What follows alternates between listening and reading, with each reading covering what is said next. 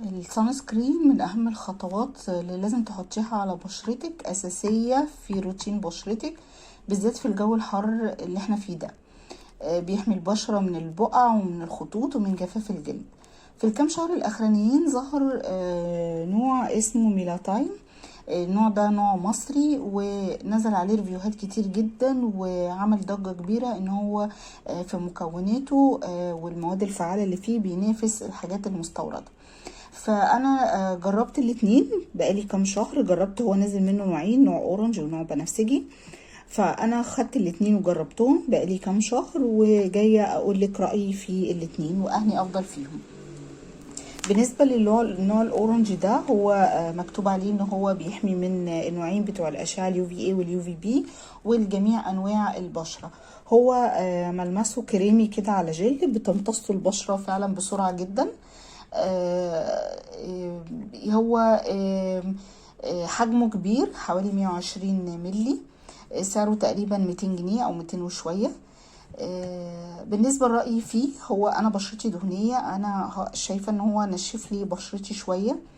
الصن سكرين مهم حوالين العين، دي من الخطوات المهمة عشان تحمي حوالين عينك من الخطوط ومن الهالات وجفاف الجلد.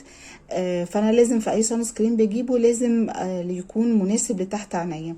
فانا النوع ده لما جيت حطيته، اللي هو الاورنج ده، لما جيت حطيته حوالين عيني عمل لي تحسس، عيني لقيتها كده بتدمع وبقى في حرقان كده في منطقة حوالين العين ونشف لي الجلد اللي حوالين العين.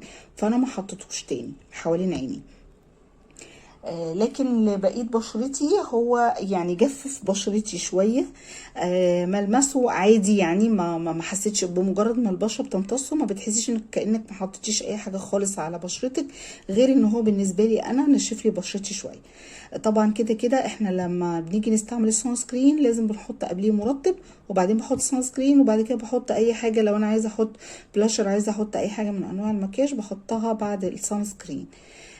ده بالنسبة للنوع الأورنج. بالنسبة للنوع البنفسجي، هو حجمه أقل، حجمه حوالي 50 ملي. سعره أغلى، هو أول ما نزل كان ب200 تقريبا أو ب200 وشوية، دلوقتي وصل ل500 جنيه. لكن على طول بينزل عليه عروض، واحد وعليه واحد هدية. ملمسه مط كده، هو جل شفاف. لما بتحطيه على بشرتك بتحسي كأنك حاطة برايمر. في كده الملمس المخمري كده. لما حطيته حوالين عيني عجبني جدا، ما عملش اي تحسس خالص، بالعكس لقيت الجلد اللي حوالين العين كده شكله مترطب وحلو كده وعاطي شكل مط. هو ضد المية، ده تقدري اما تحطيه تنزلي بول، تنزلي بحر، مفيش منه مشكلة، ما بيروحش اثره، ما بيروحش.